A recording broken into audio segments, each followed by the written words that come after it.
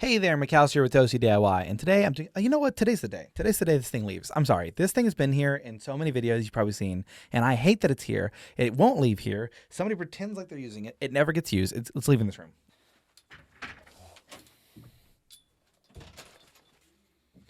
Sorry, I just decided that was making me very angry. So we're gonna go ahead and actually that didn't happen. Today we're doing a video over how to prep a D&D adventure when you have no clue what you're prepping tonight and you have writer's block or whatever it is that's stopping you. We're gonna figure out how to work through it. So this kind of falls into two camps in my opinion. Number one is a camp where you have a consistent sequential campaign that's running, session by session, progresses the episodic, adventures of this heroes. Or number two is you're running a one shot and you just truly have no idea what to do. In both cases, there are solutions to work yourself out. And I think all of these can apply to either scenario that I'm going to explain here.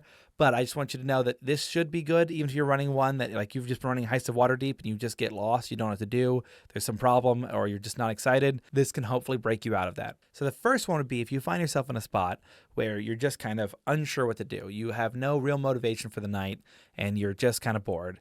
If you like battles, then I suggest you find a monster. This is a very simple thing. You look up, go to Google, type in monsters by your CR level. And you can find them and then find one in the appropriate bandwidth of your party and then find one that you find is cool. Look at that monster and go, well, I think you're interesting, but I don't know how a Yanogu is going to show up in the middle of this city. And then start trying to answer that question so that you can end in that battle or start with that battle. All of these things work the same way. You just find a monster and either build to or build from or have it be the climax of your night. The nice thing is if you're building to, you have somewhere that you can end the night is at either the start of the battle if it takes too long to find it, or at the end of the battle, so now you can write why it was there or what's going on. If you start with it, then it's likely because you had a good idea why it could just show up in the first 30 minutes of the session, fight the party, and then they spend the rest of it going, why did a Yanogo show up in our tavern? Why did one show up in a church?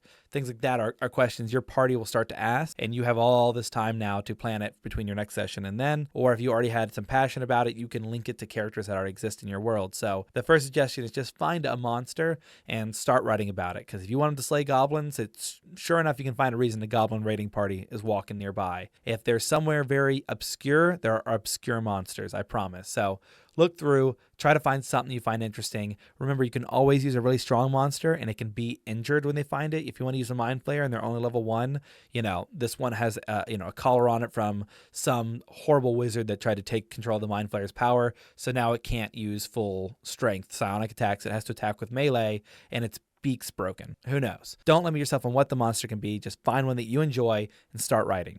Writer's block tip number 2 is reference trash TV. It can be really helpful to look at some series that, you just enjoy watching or binge watching. And I call it trash TV. For me, it's just TV shows that have a long run time, but are made really for television to get you to come back every week, not made to just like have you binge watch it.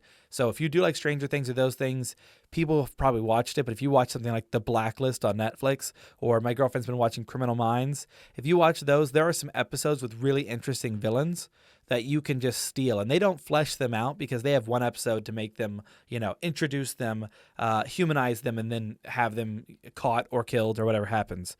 So in these cases, there are some really fun episodes with some interesting bad guys. Just find an episode that you remember liking, watch it again, update yourself, and run that villain in your world. Once again, I take a lot of my motivation from villains and from the bad guys because that's what motivates the heroes. Lord of the Rings would be nothing without Sauron. Superman isn't super if there's nothing to solve. In my opinion, bad guys motivate most everything, so I start with them.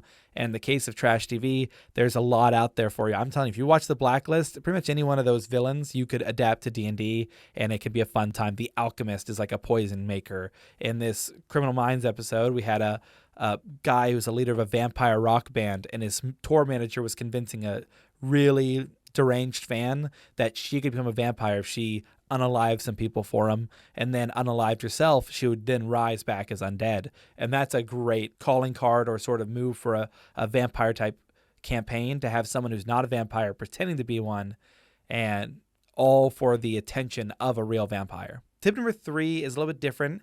If you have an idea but you can't flesh it, ChatGPT can be very helpful for fleshing out ideas. So if you've ever written down, I want an interesting idea where they walk into a tavern and there's a dragon, but you can't figure out how that works, you can ask ChatGPT, why would a dragon be staying in a tavern? And it'll start to generate some ideas for you. It's a good person to bounce off of, so you don't have to go to your players and reveal secrets. You can just bounce it off of this third-party AI that will talk to you and generalize and give story beats. And even better, if there is writing that you do enjoy, you can go copy it and paste it into ChatGPT and say, write it like this. So if you just want to copy that base flavor text, because it's just for you and your players. And I think Matthew Colville's reference, you're only as good as the content you steal from, because once you've stolen from 8 different sources, it becomes original. There's a lot of stories of princesses getting kidnapped, but once, you add your spin to it, it's original. So just run with it. Tropes are tropes, and you gotta do what you gotta do. Tip number 3, use AI to help filter your imagination or to help distill the best parts from it, or just act as a writing partner. Tip number 4 is if you play on tabletop, once again, you're just trying to find inspiration wherever you can. And if you have miniatures and you have miniatures you have not used, go find one and find out why it's going to show up in a battle, in a thing, or whatever. Just find it and start looking at it, read its lore if it's got lore. If it's not a monster, it's just a character. Find out who this person is and what they want to do with the party. Your motivation, I think, is always beneficial to the game. It makes the players feel like you are passionate about whatever's happening. I think it bleeds into everything that's happening when you are passionate. So find a mini that you thought was cool, that you couldn't figure out why. You bought it on a weekend, you went to a game shop and thought it was just, that's a really cool troll. That's a really cool woodland creature mini. What can you do with it? Start thinking, start writing down some ideas. And if that's not working, then we can go on to a different step. But I always think finding a mini is a way that I get to use my whole collection, and I get to make it instrumental and move my story forwards and fun for me. And option number 5 is going to be the last one. I can make another video about this if you want more ways to break writer's block, but number 5 is to find a adventure on DM's Guild. There's also the adventure lookup. You can type in and sort by monster, by level, by campaign setting, all these different sorts of things to find any adventure that's ever been made for D&D, 5e or past. Don't let the module stop you from picking. Go through and pick any adventure that the story interests you and just translate it up to 5e. During the game, you can always create scenes in which your players are interacting or playing a game or battling, in which you can be reading the rest of it if you really are on a short timeline. But if you look up any old adventure, I think there's one of the False Hydra in Orlane is the name of the city, and it's an interesting adventure where there's a cult to a False Hydra, but it's not actually a False Hydra.